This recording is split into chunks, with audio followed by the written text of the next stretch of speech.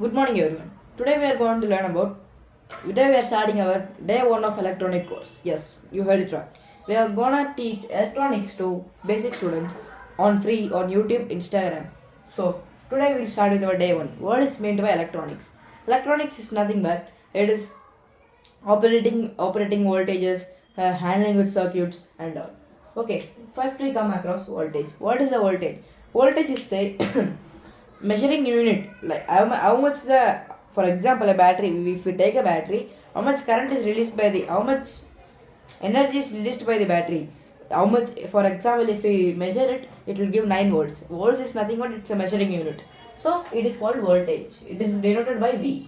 Now we come to current, which is amperes. You have heard it in many batteries: 5000 mAh, 10,000 mAh, milliamps hour, hours. How much it denotes the capacity of the battery, how much hours it can run, how much electricity it can produce for how much time. This is resistance. Resistance is nothing but the ability to limit the current. For example, from a 9 volt battery output to a 1.5 volt input. This is called resisting, limiting of the current. Now we come across power. What is power? Power is the amount of work required. A work required for a specific object is known as power. It is denoted by watts, not volts. Okay, watts, volts, and watts are different. Okay, now we come across two major branches of electronic components. One is passive components. One is active components.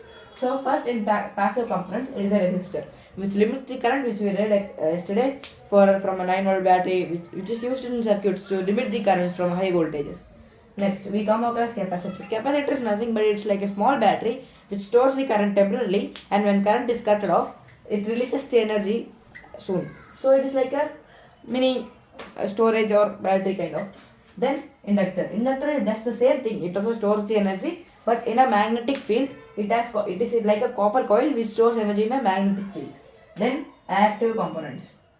First, in active components, we come across diode. Diode makes the current flow in only one direction, avoiding overcharges, short circuits, etc. LED you might have known that it is a light emitting diode which emits the light. Transistor. Transistor has 3 legs. One is collector, base, and emitter. We'll come across this in future classes. But for now, transistor's work is to amplify signals or act as a switch. Then IC. What is the IC? It is an integrated circuit which is used in many devices like mobile phones, smartphones. Mobile phones, smartphones are same. Mobile phones, tabs, laptops, and all. In many devices it is used. It is like a motherboard for a PC. For example, it is like a circuit which can be programmed to given functions. We will come across this in later classes. Okay. So for you, a small activity is that take a 9 volt battery. In the stationery shop only you can get it commonly, and take a LED, use a 220 ohms resistor from the positive longer leg of the LED, and connect the negative to the battery's negative. You can see the LED is glowing without bursting if connected directly to a battery through a resistor.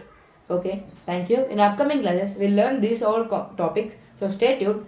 Bye bye, and follow, like, share, and subscribe our channel for updates. Hit the bell button too. Bye.